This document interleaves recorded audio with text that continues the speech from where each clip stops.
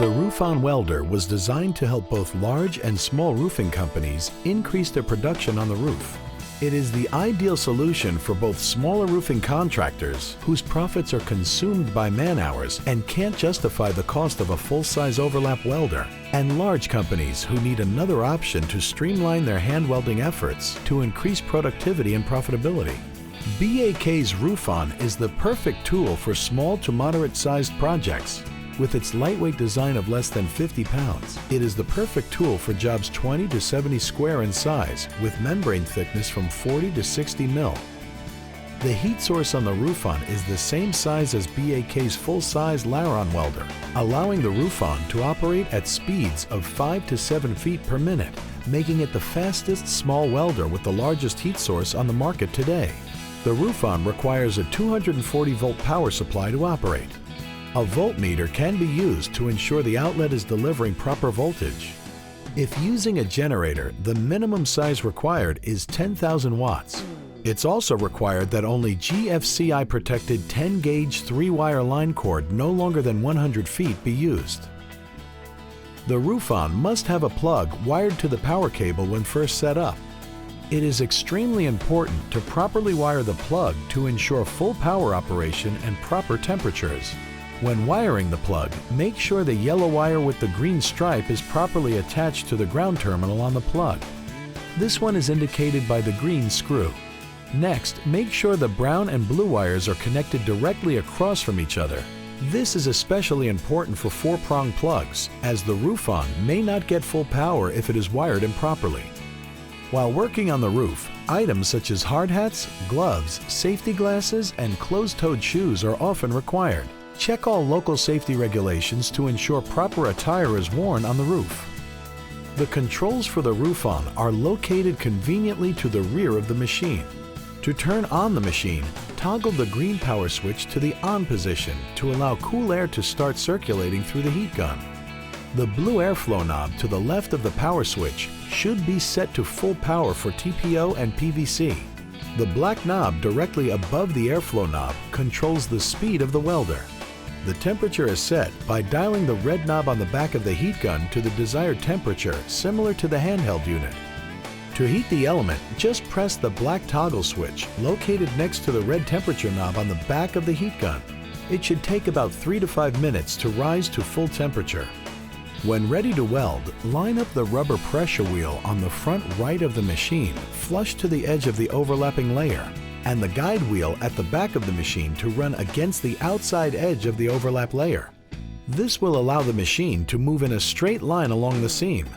Then, disengage the caster wheels by pulling the handle in towards the machine. The welding nozzle should be slightly angled down into the seam. The edge of the nozzle should stick out about 1/16 inch from the edge of the material. The distance of the nozzle from the pressure wheel should measure about 1 1/4 to 1 5/8 inches from the center of the pressure wheel. You always want to make sure your single-ply material is clean and dry, as wet membrane will not weld. The weld should start about 8 inches from the end of the seam. To start the welding process, just slide the nozzle into the seam. Once fully inserted, the machine will automatically start welding. Be sure to watch the alignment of the guide wheel and the pressure wheel to stay on the edge of the seam. If you need to adjust the alignment, gently add pressure on the handle to the left or right to correct the alignment. Never lift the welder to adjust, as you will lose the pressure on the weld, causing a potential void or failure.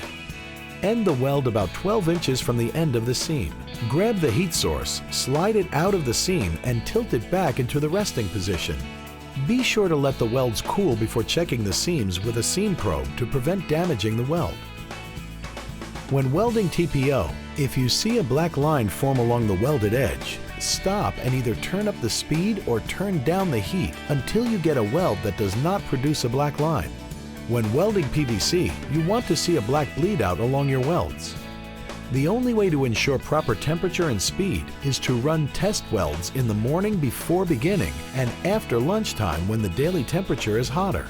To test the weld, cut a sample crosswise over the weld about 10 inches long and 1 inch thick. Tear the top and bottom ends completely apart to reveal the scrim of the membrane. The scrim area should measure between 1 and 1.5 inches in width to confirm a successful weld. The narrower drive wheel on the RoofOn can be adjusted to weld on curves for special roofing accessories by pulling the wheel away from the body of the welder until you hear a click. To return the RoofOn to the straight, linear welding path, simply press in towards the machine while turning the wheel until you hear 2 clicks. The wheel will then be locked into a straight line welding position.